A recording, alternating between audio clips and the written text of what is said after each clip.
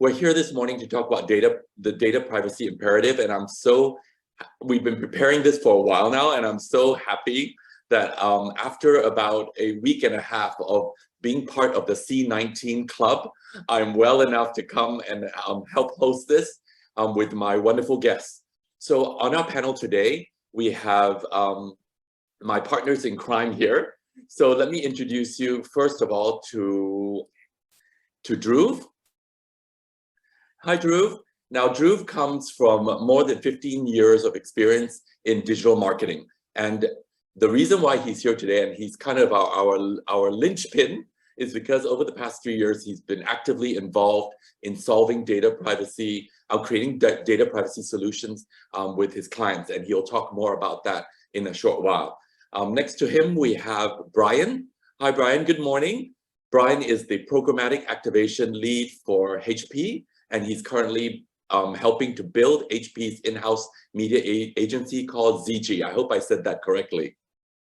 Okay, and as we say last but definitely not least, I have my colleague here. Thank you so much, Gordon, for making time for us today. Gordon comes from 25 years of experience in regional advertising, market research, and marketing. Within Mediacorp, he is our data man. He's been imminently involved with MRC, which is our research arm, and projects with many clients.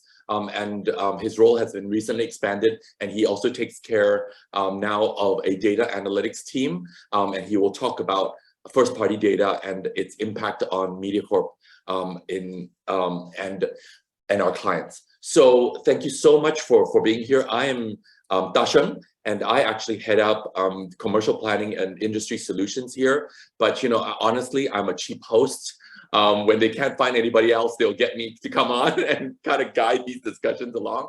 But I'm very happy. We, myself and my team, actually launched Executive Insights at the beginning of COVID about 2 years ago, and it's gone from strength to strength. And one of our strengths is that we've been able to partner with large organizations such as AAMS. Could I have the next slide, please? And with AMS, and AMS has joined forces with us to create a series of thought leadership and informational webinars to make sure that all of you in the ad marcom industry or who are driving strategy for your companies are put in good stead with the information that you need, the most current information. Now, AMS was formed in November 2019. It's a merging of 4 A's together with IAS. Most recently, we actually awarded the FEs. So the FEs have come back after a little bit of a hiatus due to COVID.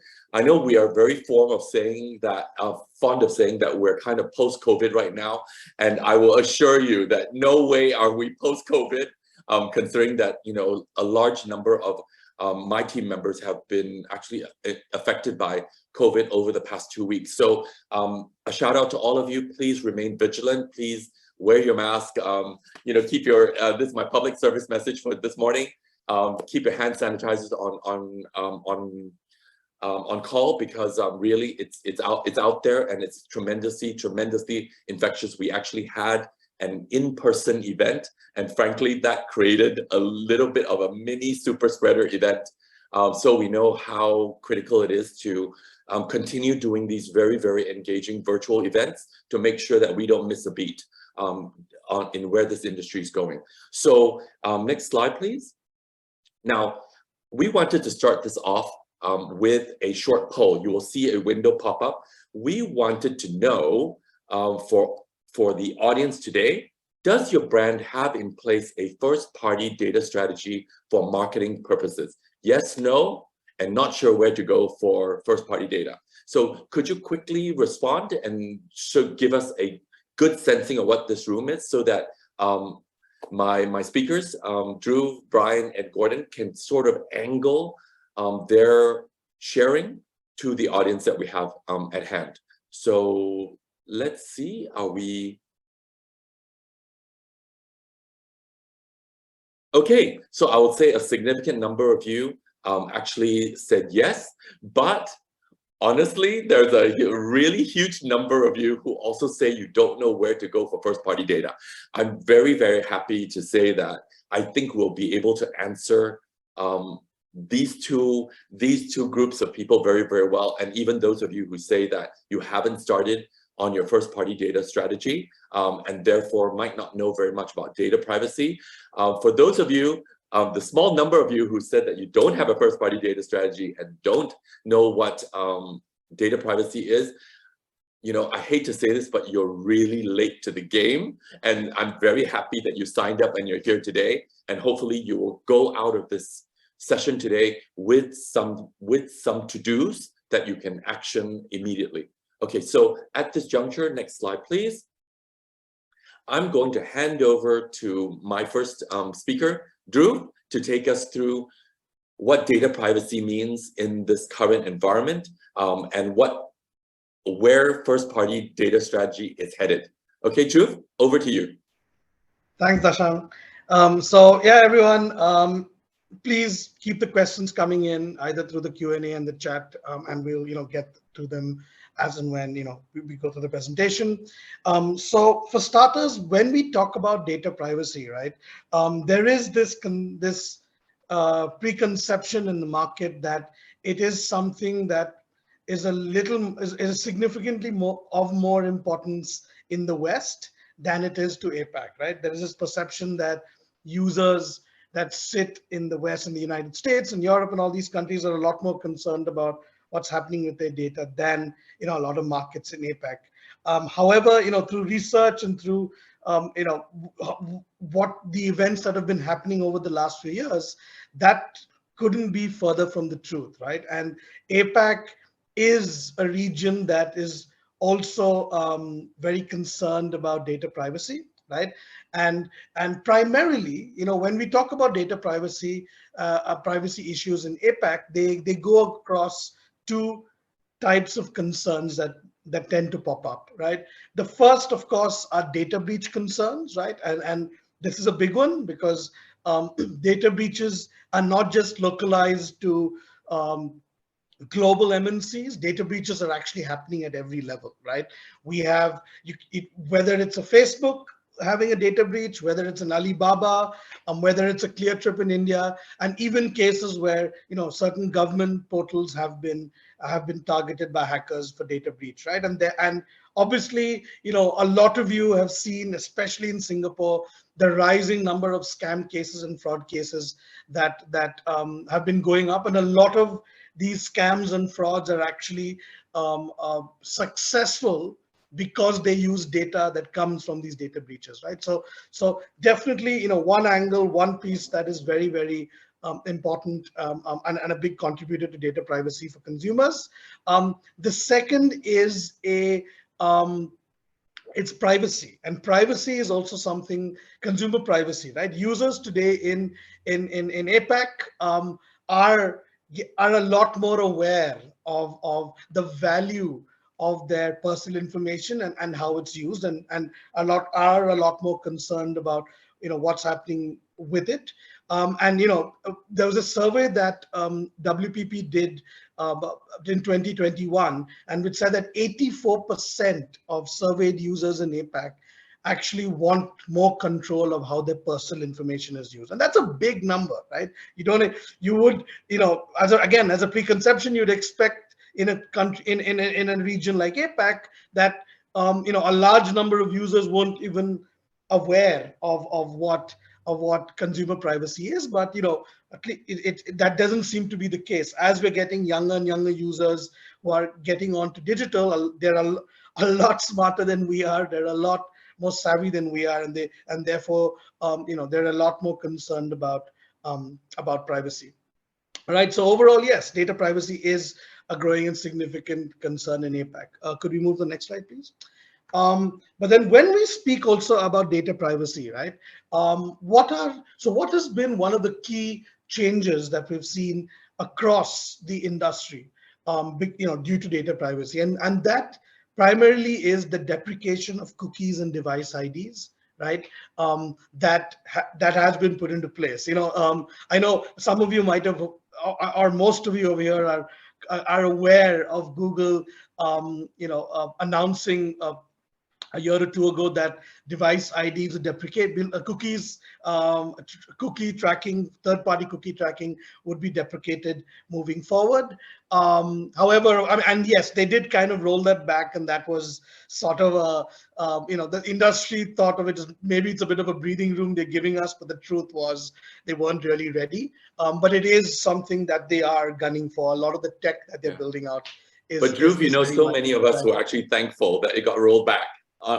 Right? Yeah, absolutely. Many of our clients were actually not entirely ready. So yeah, it was a good thing. Absolutely right. And it is a good thing. It's definitely a good thing. But it is still a goalpost that we should look out for, because it is coming, right? It's like Armageddon. It's coming, and it's coming quickly.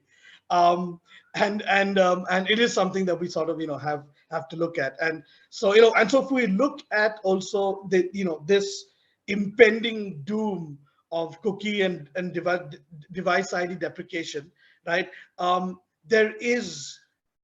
It will have a significant impact on anyone's holistic data strategies, right? And that impact actually, is across both first party, second party, and third party data, right? So for everyone on this call, just as a bit of a refresher, to make sure that we kind of understand what everything is, right? First party data is your own data, right? So that could be data from your CRM. It could be cookie data, so people who visited your website. It could be media pixel data. So you've done someone has purchased a product of yours on a different website or portal, but you're sort of tracking that to you. So that's also your data because that's your customer, right? So any sort of customer data that is yours and owned by you is pretty much first party data, right? And this can be a mix of both personally identifiable information. So of course, a lot of that comes from your CRM, your CRM data, so name, email addresses, phone numbers, or it could be non-personal information, personal data, right? Which cookie ID, device ID, pixel data, basically these randomized numbers that sort of resolve to a single person, right? The second is second party data, and second party data is any sort of data that you are buying directly from a partner that they own, right? So Grab is a great example of this, right? If you're running marketing activity and targeting Grab users on Grab, then that's second party data because that is data that Grab owns, right? Similarly, if you're running marketing campaigns and targeting users on Lazada, right? That data again is second party data, because of how you're targeting, and so on and so forth. Same with Facebook, same with Google, same with all the other known ad tech buying platforms out there, right? And generally, the information that you get from here can be a mix of personal and non-personal data, but a lot of it is cohorts, lookalikes, demographic data, but that's also dependent on platform ID, device IDs, etc., etc. Right? Yeah. And then when we talk about third-party data, very simply put, is bot data, right? So third-party data is where you're buying user data, right, from a particular source that doesn't actually own that data, right? From a source that has gone ahead and syndicated that data from other sources, right? So these could be partners, audience partners like Lotame, Bluekai, are just to name a few. There are a lot more out there. Oracle Data Cloud has a lot more solutions as well. And basically what they're doing is they're going out, talking to the different publishers, et cetera, and procuring a lot of the data to sell to a consumer, right? And again, a lot of that data actually is dependent on cookie IDs. But of course, there are other solutions also that they're looking at with the deprecation of cookie IDs, right? Yeah. And so if we look at this is actually a great slide. This is actually a great slide because it kind of answers to that first poll we did where there was a significant number of you in the room who didn't know where to get, different pots of data. Yeah, absolutely. And this is, definitely can be used. I mean, if you all want to screenshot it, go ahead and screenshot it. It can be used as a starting point of really trying to understand where each of these data points are. It's not an exhaustive list, so it uses directionally, but please, by all means, expand upon it, when you're addressing data concerns for your specific business. But yeah, and so, if you look at first, second, and third party data, you will also, from at least from here, you can see that cookies and device IDs are a common theme that go across, right? And therefore, obviously, as we move to this era of deprecation and this era of change, there will be an impact on how each of these is collected by those respective stakeholders, right? And so what is then, what are the different solutions that ad tech is looking at, that agencies are looking at, that brands are looking at, right? What is out there that can address this deprecation, that can cover some of it, right? And the truth is, there is no one answer, right? The truth is that there are a lot of solutions out there, right? I've got 7 for you over here, because these are the 7 that I've seen commonly being applied across various businesses, small and large. There could be more. There definitely could be more. So it's not an exhaustive list. But yeah, and the primary ones are, so firstly, unified IDs or unique IDs, right? So now what's happening is a lot of media platforms or ad tech platforms that you buy media on, because they're no longer able to resolve data through third-party cookies, because a lot of them are actually dependent on third-party cookies. They've started moving towards unified or unique ID solutions, right? And what this does is, it's based on email addresses or phone numbers. You get, whenever you're on a website, I'm sure a lot of you see a little bar that pops up and says accept all cookies. And this is what it is. The minute you say accept all cookies or register here, that actually feeds into a unique or a unified ID solution, right? And there are many out there, a lot of partners out there actually building their own. In fact, Gordon later today will talk about what Mediacorp's doing in the space. They have something really cool that goes across the Mediacorp network as well. The second, approach that a lot of again, businesses are using, small and large, is getting better with their first party data collection. The important thing to remember is first party data is still yours. So the cookie deprecation does not apply to first party data, because that is your own data, and therefore as a technology, you can still use cookie data to track your own users, right? For now, I don't know if that will change in 5 years, but for now, at least, that's where the industry is moving.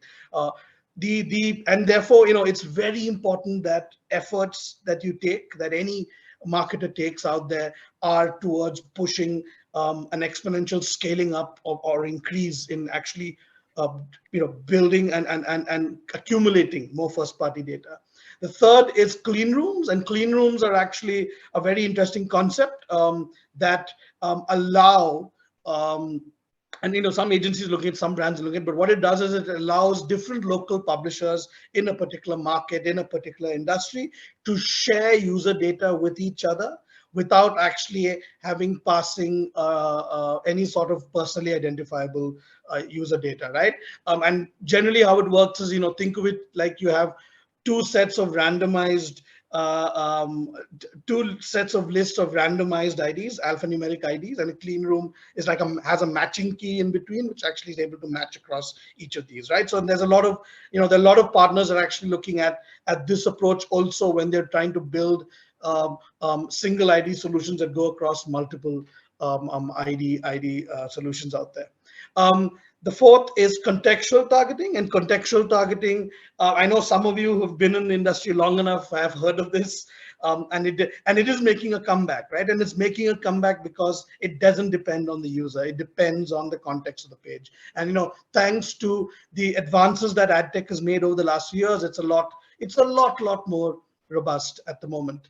In fact, I think Mediacorp, and I'll let Dasheng or Gordon touch upon this, but I believe, Mediacorp's actually been doing a lot of campaign work around this, and they've seen substantial increase. True. Yeah. Actually, in fact, you're right to say that there's a resurgence, but with the resurgence that we've seen, it's kind of very high double-digit resurgence in the number of campaigns that we do contextual targeting for. I think this was sort of very, very hot the year before Google said that they were going to deprecate the cookie, and then it didn't happen, but it's continued, right?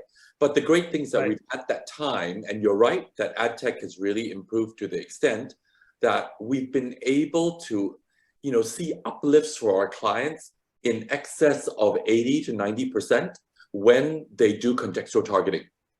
So it's actually a tremendously good resource. And for those of you in the room who aren't in this space yet, please talk to your media network, please talk to your agency, because contextual targeting is a way for you to get around if you're a little bit late in the collection of first-party data.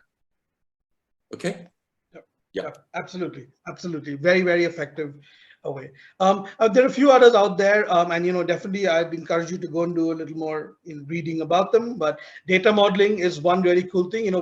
Everyone I'm sure here has heard of machine learning and AI and all the different things that it can do. And data modeling is actually using some of those techniques to help extrapolate and build up on your current audience data set. So if you have a current audience data set and you're trying to determine more users like it, so think of it like lookalike targeting, where you try to build your set, but it's able to use data modeling and high frequency machine learning to actually determine who those next set of users will be with a very high probabilistically very high similarity to your current set of users. Yeah, Dhruv, this is actually what Gordon gets out of bed every morning to do. Well, not really, but one of the really cool things that we do at Mediacorp is that as we observe user behavior on our platforms, right? When you sign in to MeID to watch a piece of content, to read some editorial, to listen to some content, based on those things, we create what we refer to as user profiles.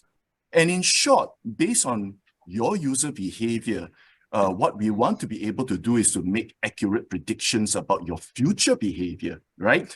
So what you see being done in the market today, and you'll be familiar with this especially if you're a Netflix user, right? Is that if you've watched A, you might be interested to watch B. And it goes beyond just making recommendations, right?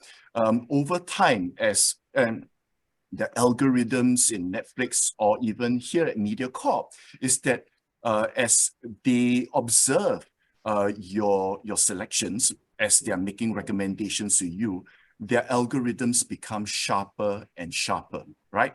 And similarly, not just making recommendations, profiles can be tagged on to how you would click on to those ads that you see on websites, right? And it makes it sharp as to saying user A has got a high propensity to click onto ads for family holidays, or high-end child enrichment programs, or luxury car brand ads, or business class travel. And the algorithm just gets sharper that way. So it's based on probability of predicting future behavior. Yeah, and imagine that, and I think maybe that's why we're also seeing those great results that we have in contextual, right? Because I think that between the data modeling and the contextual targeting that we're able to do with the ad tech tools that we have now, we can ensure that you're going to get to the audience that you want to get to when they need to see your message. Yeah, back to you, Dhruv. You're mute. Am I still on mute? Oh, you're good. You're good now. Yeah, good. Yeah. And we'll only see it get better and better. I was just saying, it's something that I think will become mainstream in the next 3 to 5 years. I'll touch upon the last two before moving on. The enhanced UTM tracking. So I know a lot of you might be aware of UTM parameters that are used today to track your users. Actually, UTM tracking is getting more and more enhanced and complex today, and there are a lot more fields that you can actually track. And so we've actually been doing some work with our clients around using those additional parameters to track a few more metrics that we used to previously track through cookies, right? So definitely something that you can look at, when moving forward. And then the last but definitely not the least, is actually a very new, and it's probably the newest of the 7 over here. It's the newest form of first-party data collection, and it is incentivized, user data collection at scale, right? And incentivized user data collection. I know a lot of you have probably played games on your phone, so yes, sometimes that is a very rudimentary form of incentivize user data collection where the value over there is applicable only to the game you're playing in. However, today actually there are a lot of solutions out there, and Gordon will touch about this a little bit about what they're doing in Mediacorp, that actually provide the user a fair value exchange, right? And this is of something that actually it can be used for, by them in either in a monetary or value sense, right? Dhruv, there are also a few other partners out there. Yeah, Dhruv, this is called "There's no such thing as a free lunch." Yeah, absolutely. That's we're all in marketing. We all know exactly how that goes. But absolutely, there's no such thing as a free lunch. But in a way, for the first time, we're making it work for the consumer, right? So and I think that is something that's really, really cool, and something that will really, really pick up as we move forward. So I think, so I think this is a good opening for us to kind of, so we've understood, obviously, what are the concerns, what's data privacy, what are the issues with it, what are the different types of first party data, what is the impact going to be, and then we have talked about a few of the solutions, key solutions out there that help us address this new world that revolves around data privacy, right? Our next guest, I'd like to invite Brian to pick this up, who's someone I worked with for some time, and to really take us through how HP has approached this world. They've been doing a lot of work for the last 3-4 years, and they've done some really cool stuff. So Brian, take it away. Hello, good morning, everyone. Thank you for joining this call. And I want to keep this interactive. So if you have any questions, please feel free to drop it on the Q&A. So let me talk to you about kind of our HP's journey into privacy. In HP, data responsibility is very important to us, and in the way we conduct ourselves. As a tech company, we hold a lot of sensitive user information of our users, and we regularly do our own set of internal trainings. And that's very important for us in making sure that we're using our data correctly and responsibly. One of the things that we've been on a journey on recently is that we have in-housed our media buying, where we've brought all our media buys inside our team. And part of this is scrutinizing the partners that we work with and keeping them accountable for how they manage their data. One example we've had is Asia being in a developing market, Asia being a very fragmented data privacy rules. We had a really interesting partner that offered us purchase information, buying habits, and from their own publishers out. I mean, this sounded great. This was awesome. And then we asked the questions, and then we found out that they did not meet GDPR standards. Upset, we were like, okay, let's stop the process of onboarding and let's restart it when they're able to do it. A couple months later, they came back to us. They said they're GDPR compliant, and we started onboarding them again, and they've been working great. As a global company, we have to keep to global standards of data responsibility and compliancy with GDPR and CCPA. But for us, we have the luxury of starting at a big level. But for many of people, how do we start smaller? I think one of the things that we usually ask our partner, or when we talk to people, is we got to ask questions. When we talk to partners, you got to ask them, how are you on your data privacy? How are you responsible? And that keeps everyone informed and responsible for the way we really manage and use our data. One last thing here for this slide is, how do we keep up in a developing landscape? As Dhruv mentioned, from the first time the cookie was said to where it is now, it's been changed. And, given the situation of the cookieless world, it really relates to data privacy and means all our previous signals that we've had before, which were built on cookies, could be lost. And the question that's getting asked to a lot of marketers is how do I target efficiently? So, ever since this news broke, we started shifting our lens towards looking at alternatives from the 7 that Dhruv mentioned, but really trying to build our confidence back. Let's say we're running now without cookies in mind, and how do we build that? And I think for us, it's really starting small and starting step by step, because it's a really big space to look at, and making sure that we work with partners that correctly in this way really help us in making sure that we're doing data responsibly. If you could go to the next slide, please. So what about data from a marketing activity, and really how do we look at it? I think there's 3 main parts. The first part is the legal implementations. This is the biggest and the most obvious one. There are fines set by governing bodies, and then it goes with legal actions when it's not following the proper data protection. Dhruv in a later slide will have a QR code for the Singapore data privacy laws for reference in an upcoming slide that you guys could also help. But something that we also want to look at is GDPR or CCPA for the rest of the world. One thing to look at as well is brand trust. Breaches in data or the news about everything that's going on in Singapore with people, as Dhruv said, like getting scammed because of data breaches. Having your brand associated with that, has a negative effect. It breaks brand trust and credibility. That as marketers, our goal is to build that perception from our marketing channels. And improper use of data will break the trust within our customers. Lastly, is data gives us confidence to target audiences with efficiency, with less wasted. Even with the third-party cookies expiring, not all is lost. As Dhruv mentioned, there are alternatives. I think there's a question on the Q&A. Do you guys want to address that now? Sure. Yeah, let's do it. So how do we... Thank you everyone for the questions are coming in, really good ones, and we'll try to address them on the fly. Yeah, I think one of the questions is how do we address it? Lacking scale. I think scale is definitely a big thing.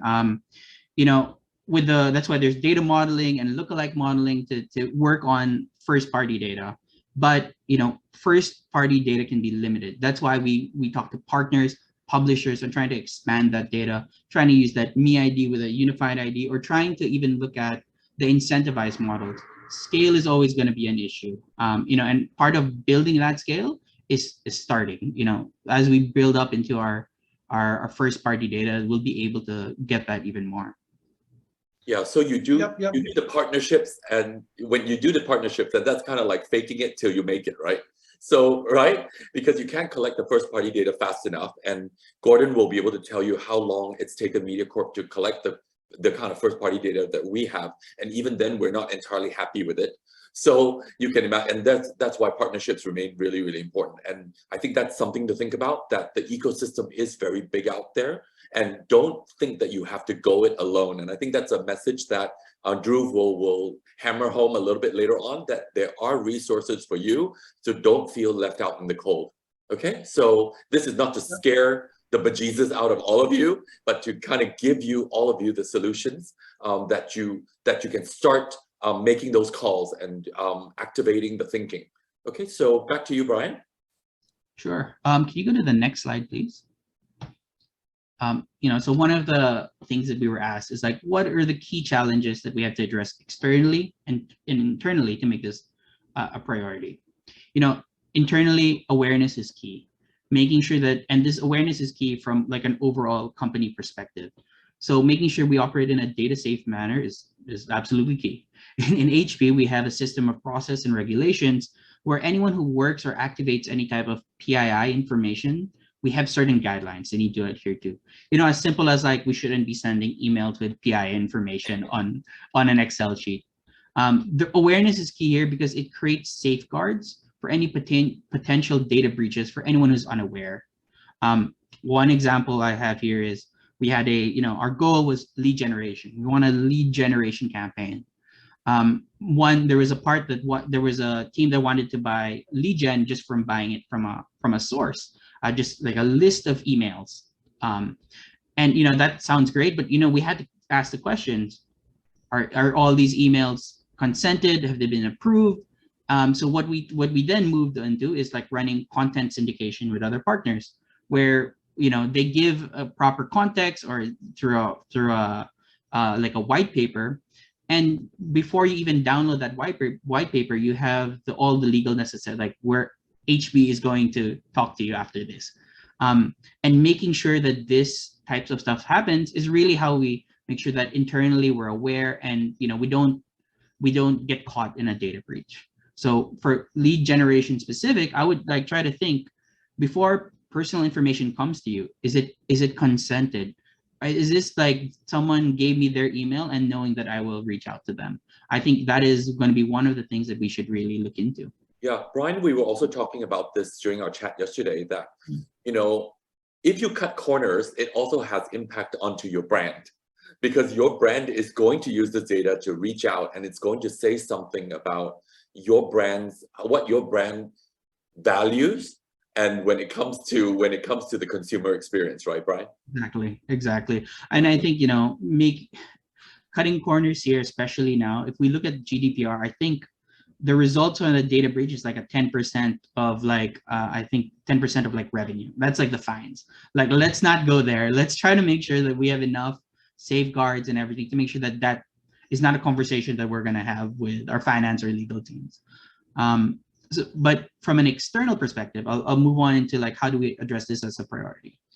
From a marketing perspective, I think everyone knows here in this room that personalization, on making sure that we drive value by reaching the right customers at the right time, at the right message, right frame of mind. That's the dream. That's all we want to do. Make sure that our brand message is given at the right manner and gives the right brand experience. So, you know, doing this in a data safe environment is critical to success, because we hit with the legal implementations, the brand trust, and of course, targeting efficiencies. I think with this, targeting with the right partners and publishers that adhere to the same data privacy is really kind of the first part. The second part is making sure that when we collect sensitive information, we're doing it correctly, we're consented, and we follow the correct legal guidelines.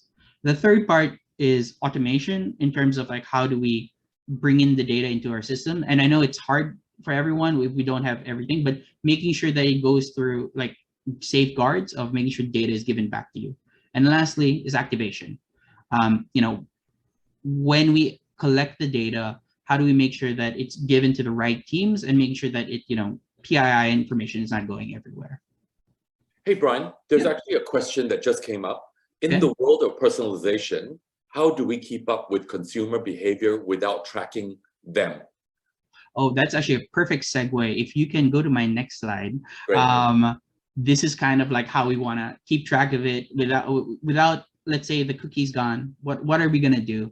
And how do we look at it from still making sure that we're giving the relevant message to our user without tracking them like too much, right? So I think the future, when the cookie apocalypse is how we call it, yes, it may be bleak, but there's also opportunities here. One thing that we wanted to adapt, and we want to make sure that we're adaptable. One thing is like making sure we go back to our fundamentals of marketing, like right context, right frame of mind to deliver the brand message.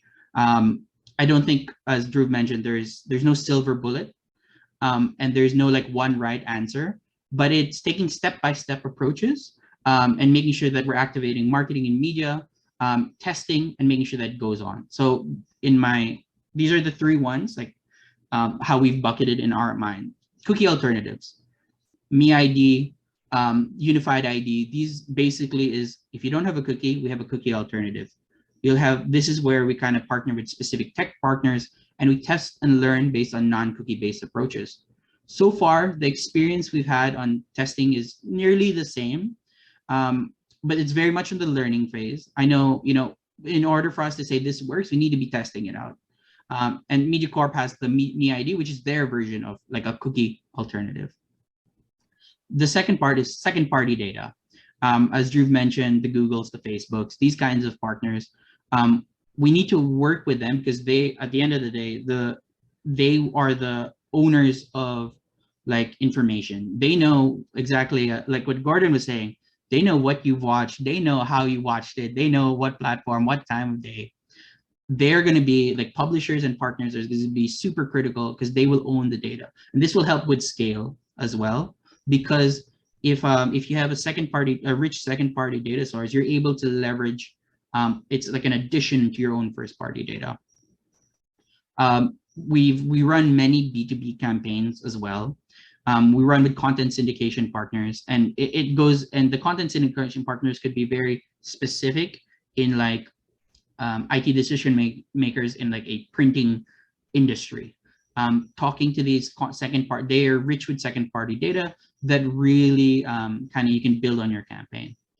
And last but not least is targeting with contextually relevant premium publishers. This is like I said earlier, let's go back to basics. I remember when I first started buying media, we wanted to target moms. Instead of going through like this whole audiences, we target on a mom website or a mom newspaper. Let's start thinking again on like, how do we use publications as a proxy for an audience? An example I have here is, I had a question on, we're run in Japan. How do we target Japanese business users locally? So we started looking into like partners where we like Nikkei, Business Insider's Japanese version, where we're targeting local endemic publishers and really using their content as our audience. And that's really how we kind of build. These 3 ones are for us like the very basic of like how we can get started. And I think there was a question that came up with how do we get started when budgets are modest at best. I think from my perspective, and I think Dhruv and Gordon can add it, is you got to test and learn first. Like, start with something. It's not going to be, and don't expect it to be the silver bullet that will solve all our issues, but we have to start slowly and build up that habit of like learning. And with that, we'll be able to see. And you always have to have like, before with this one, how did I compare it to the last one I did with the previous cookies and everything? And I think that testing and learning is kind of like how I would see it. And I think this part maybe go to Dhruv in the next slide, as he can talk a little bit about this more. Yep. In fact, before actually we go to the poll, I was wondering if you can just quickly go through a few questions. I've answered many of them already on within the chat, but that there is, I think there've been very good questions. There's a question on what kind of data do we need to provide in order to build data modeling. Yes, it's for starters, the beauty of data modeling is it gets better with as and when you add in more layers, right? So you can start very, very basic with your current CRM customer data, and that could be names, email addresses, maybe some form of demo data if that's available, right? And you can start and you build from there, and then as your data set and your reporting gets more robust, you can kind of add that in as well, right? And so there's no real like limitation to you need to have 15 different fields to actually start. You can start with whatever your starting data set is, right? The second, I think this is identity solutions have an innate challenge of lacking in scale. Brian sort of addressed this, so I think that's great.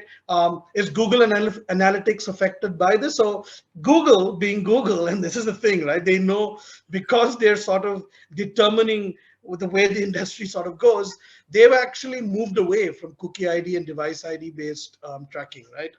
And a lot of the solutions, and so their solution now is, a lot of it is based on what they call Google IDs, which is their sort of unique ID solution. But what that works is it uses user browser information. So obviously a lot of us use Chrome, we're logged into Chrome, so they're able to track through there, through that ID. They also of course have SDKs that are installed on all different sorts of apps on your mobile phones, of course, as well. So they're able to track using that.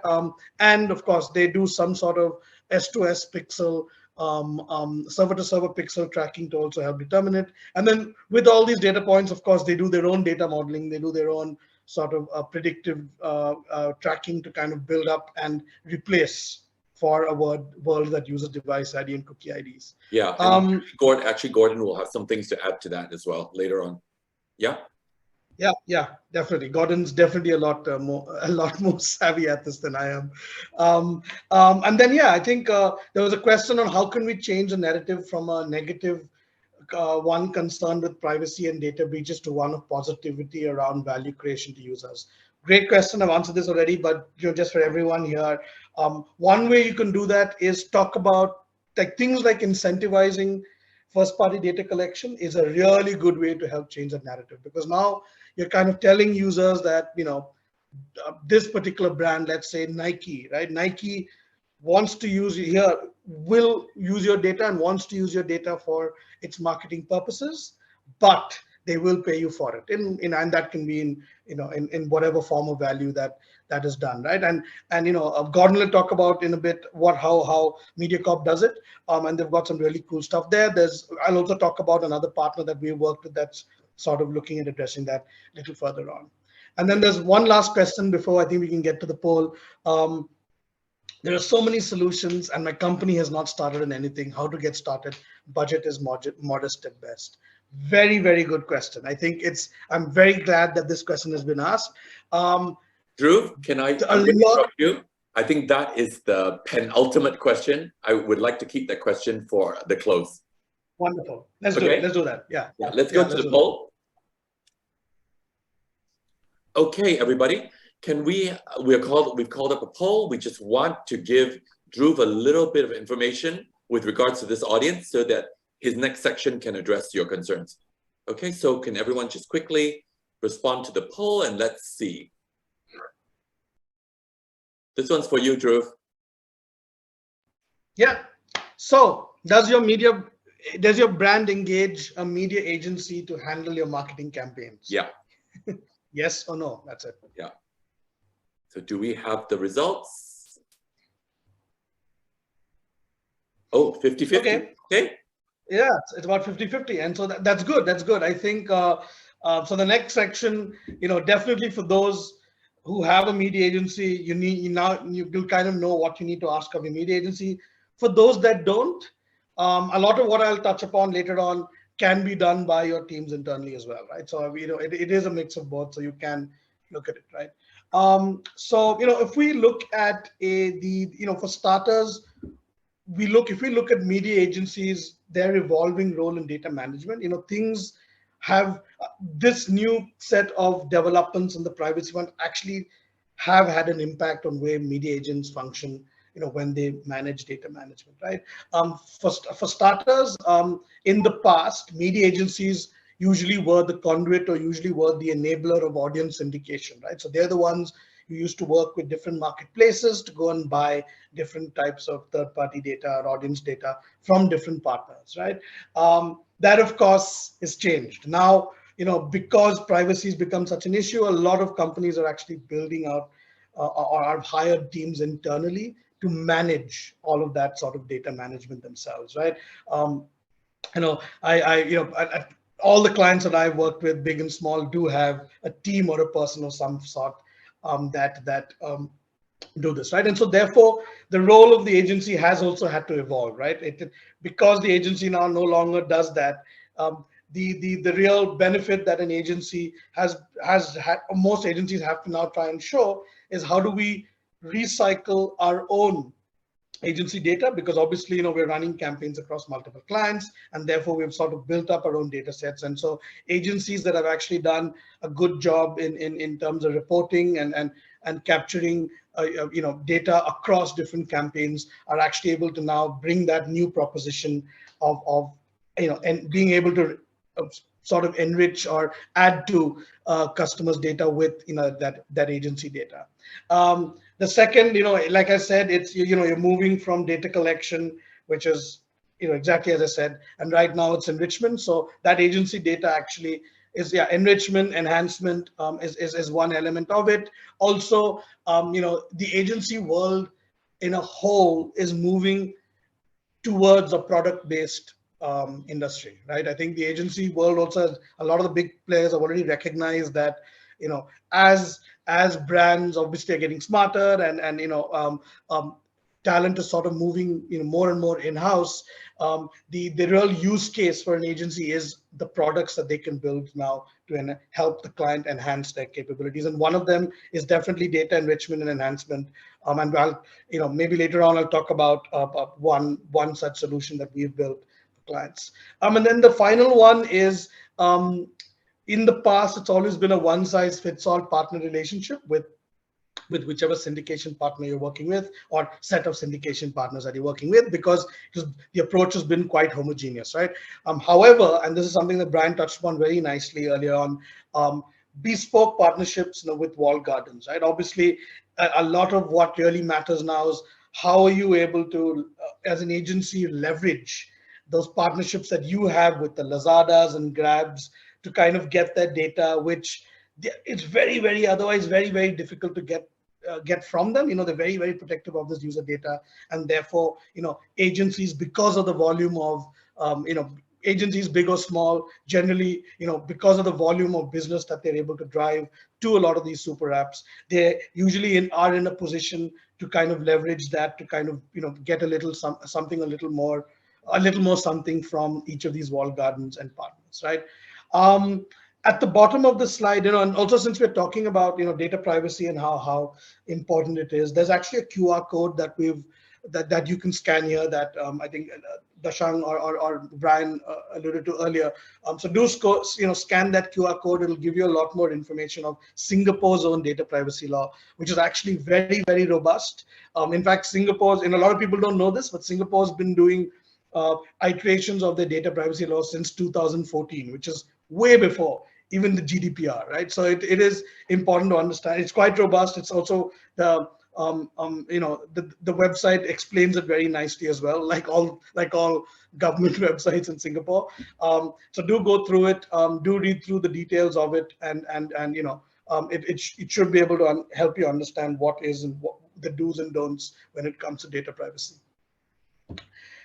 Yeah, and then when we also talk about what ad tech companies are doing to respond to these implications, we touched upon what a little earlier on, the different types of solutions that are out there, but we actually now wanted to focus in on specifically on ad tech and what are they doing to kind of respond to this. So the first, of course, we've talked about it multiple times, which is unique ID solutions, which are based on, they're not dependent on cookie and device IDs, but instead use consent-based login info, email addresses, phone numbers, etc., etc. So every single person out there, could be what used to be a syndication partner like Lotame. Now they will, since they've realized that cookies are gone and cookies used to be at the heart of their business, they've had to completely pivot and create their own unique ID solution called Panorama ID, right? That works across and is part of the Unified ID 2.0 framework. The second is actually the Unified ID 2.0 framework by the Trade Desk, which is actually released by the Trade Desk and is given out for free, right? And basically what that is the Trade Desk said, here's a framework for everyone out there to use when they're building out their own unique ID solution.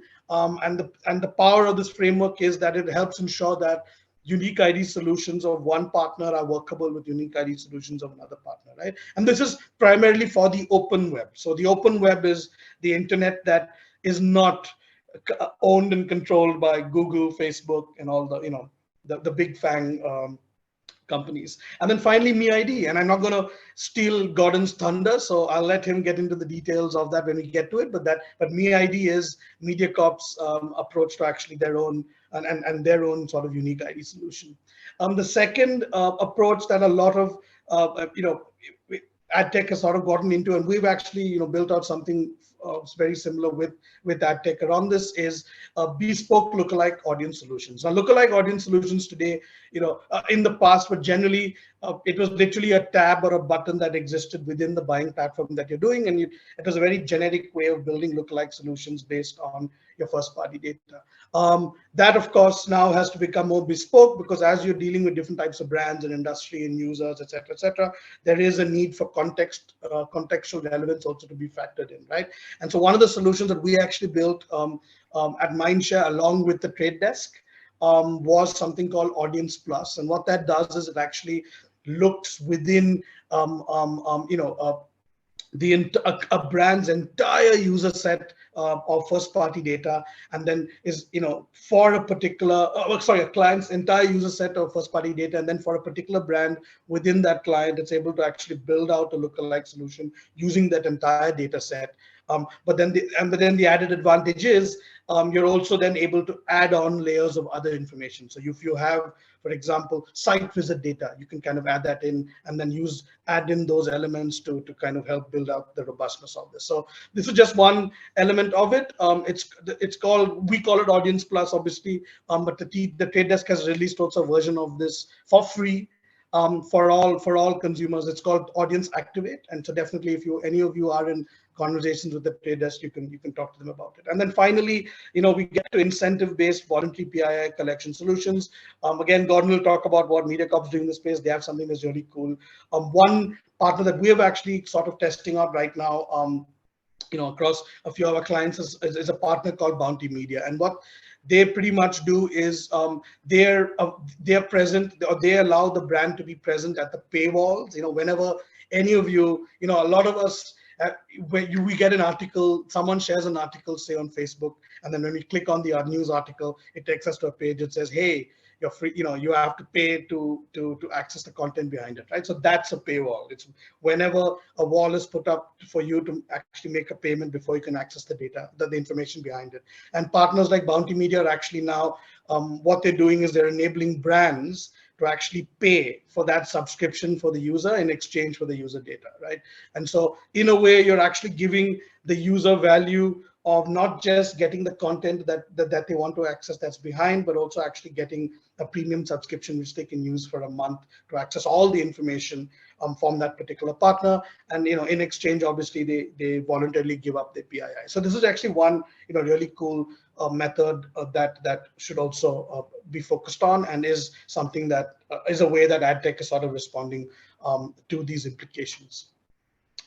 I think that is. I think that's the end of we should jump to all of my Gordon right now. Yeah. Yeah, I think I'll hand it over to, since we talked about, I've talked a lot about MeID and PII solutions, and I've referenced Gordon so many times. So I think Gordon now is we've kept everyone on their toes. Yeah. Yeah. So thank you very much, Dhruv, for the handover. Yeah. So MeID is Mediacorp's solution to collecting and managing first-party data. It's been built from the ground up, so it really determines what kind of data gets captured at across all of the different platforms that we make available to members of the public. If you could go to the next slide, please. And really to answer the earlier question about what kind of data would benefit a business like yours, it could be as simple as if you're an online retailer and it's collecting how much spend a particular user has on your website, right? If he or she spends $200, you'll be able to extend a $20 discount voucher to such an individual to spend on your website again.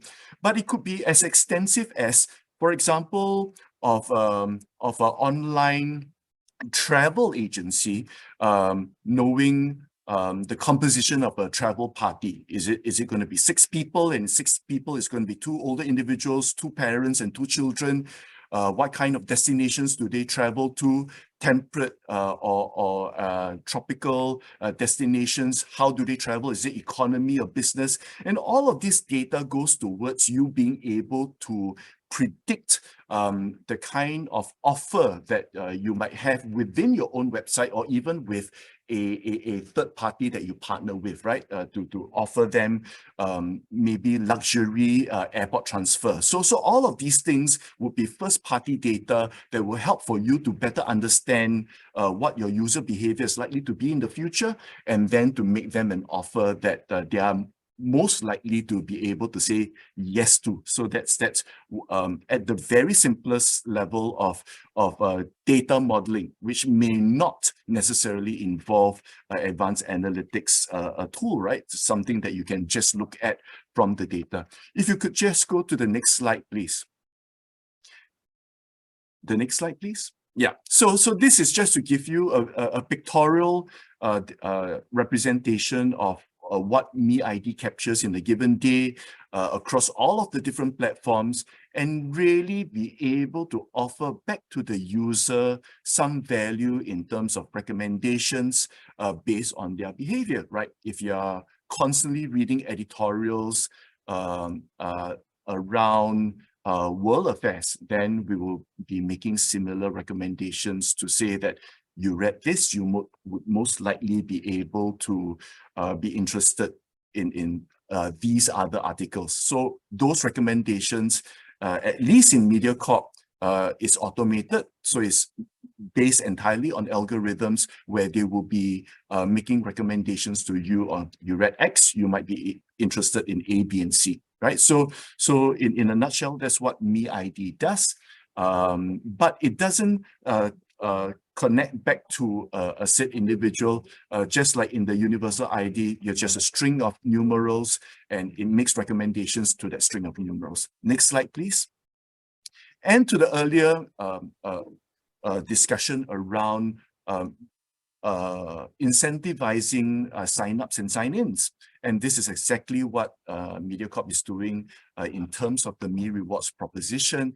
What is in the pipeline is that as you consume more and more content, what that may translate to potentially would be potentially cash and other benefits, whether or not it's one-for-one dining or coupons or discounts with partner vendors that are on our stable of partners with Me Rewards. So as you consume more content, you will get rewarded more with loyalty points that translates to all of these benefits.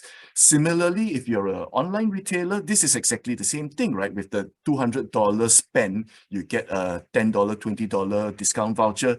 It works on exactly the same kind of principle, except that, you know, with Me Rewards, it's a little bit broader than that. Back to you, Dasheng. Yeah, and actually, you know, we do all this for two reasons, right? Because first of all, we live and die by consumption of our content.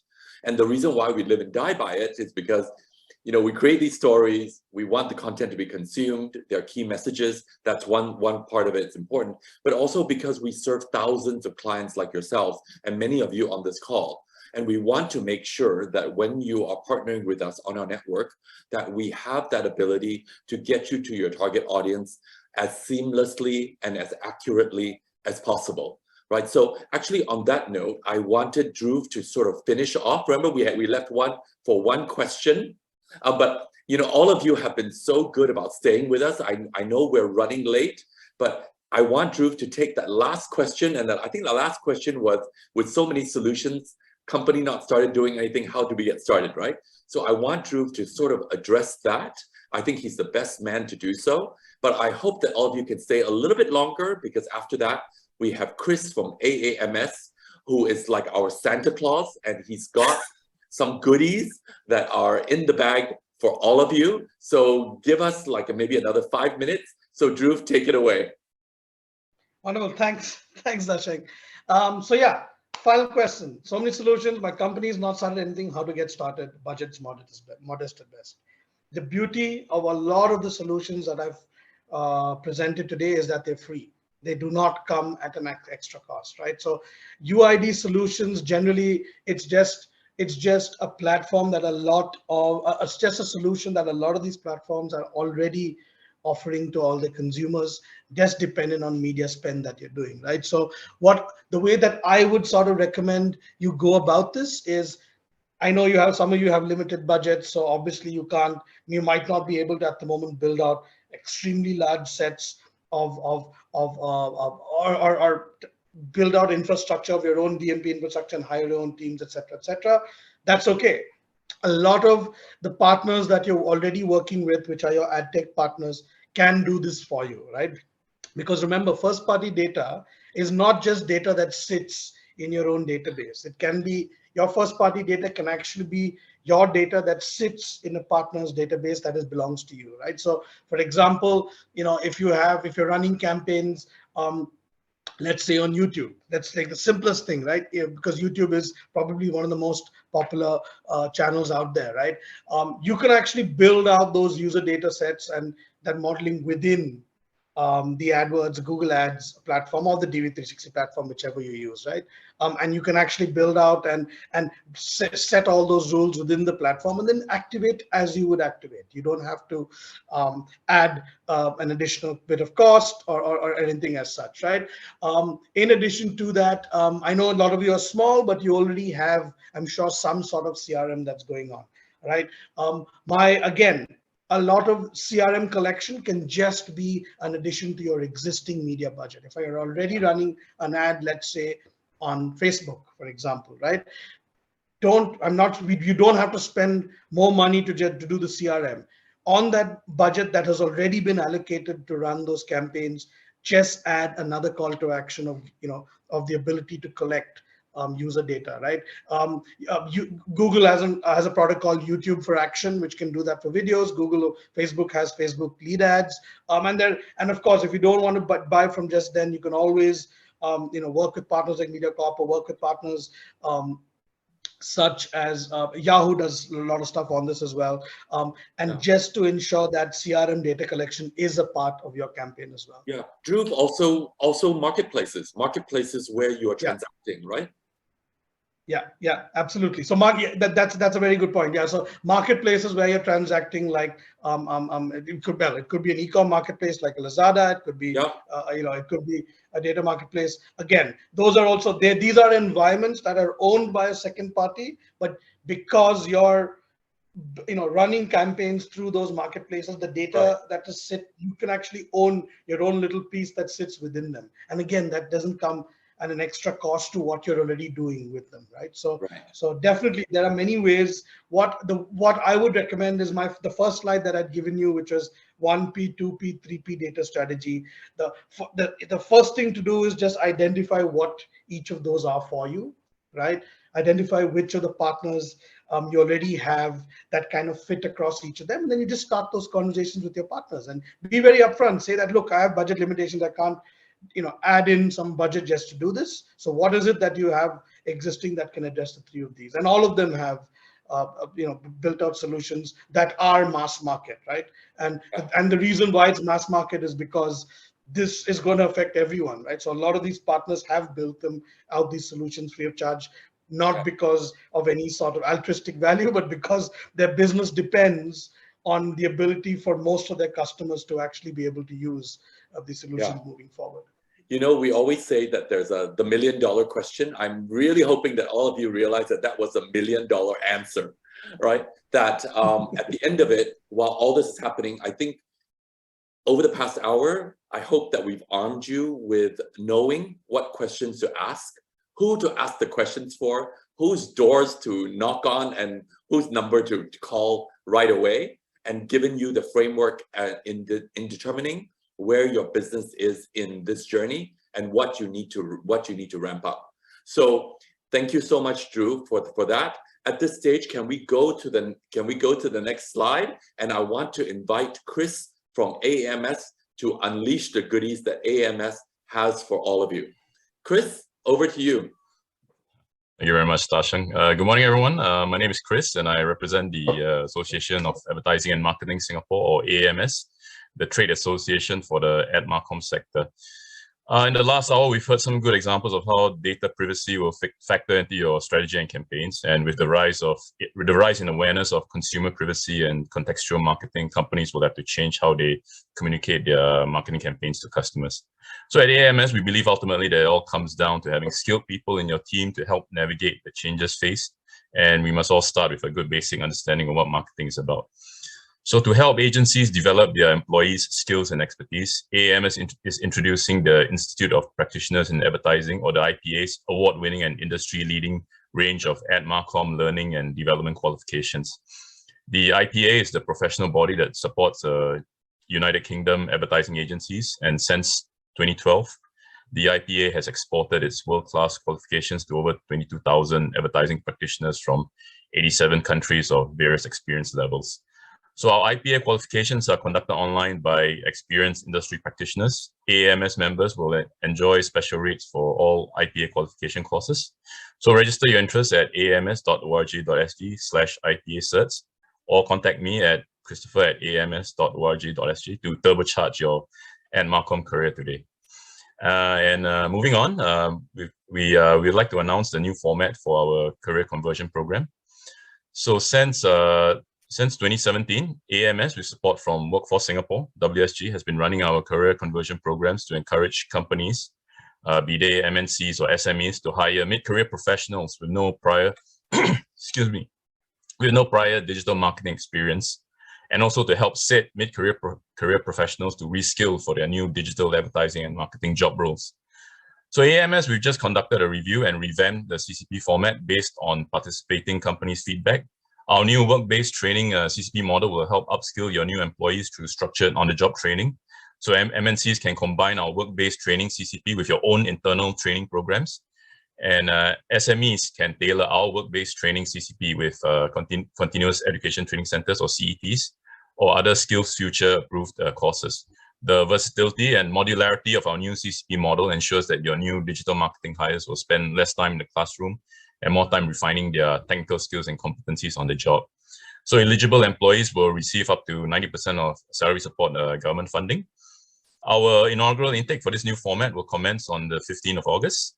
But AAMS will be conducting a special webinar on 11th of August, which is Thursday, to introduce the new CCP format. We will have speakers and staff from WSG to answer any queries, and also have to have past CCP participants to share their experiences in their digital marketing journeys. So you, when you get the slides after this webinar, you can click on the RSVP notice, or you can scan the QR code to register your attendance, or you can email me at my email is my Zoom handle now. And okay, the distinguished gentleman you see on your screens is one of our CCP graduates, Mr. Mano Karan, and he was mentioned very prominently in the finance minister's budget speech of this year in February 2022. So if you click on the left, there's a link to the Straits Times detailing his story, and if you click on the center icon, will lead you to the finance speech, the finance minister's speech, where he mentions Mr. Mano Karan's story. So we hope that you let Mr. Mano's inspiring story be your North Star to untap new digital marketing talent for your companies. So if you have any queries, please contact me at christopher@aams.org.sg. Thank you very much, and back to you, Dasheng. Okay, we've come to the end of this webinar. Thank you so much for all of you who stayed all the way through. We have upcoming webinars. I'm not going to talk so much about it. I'm going to let all of you go because I'm sure many of you are late for your meetings already. Thank you so much for attending.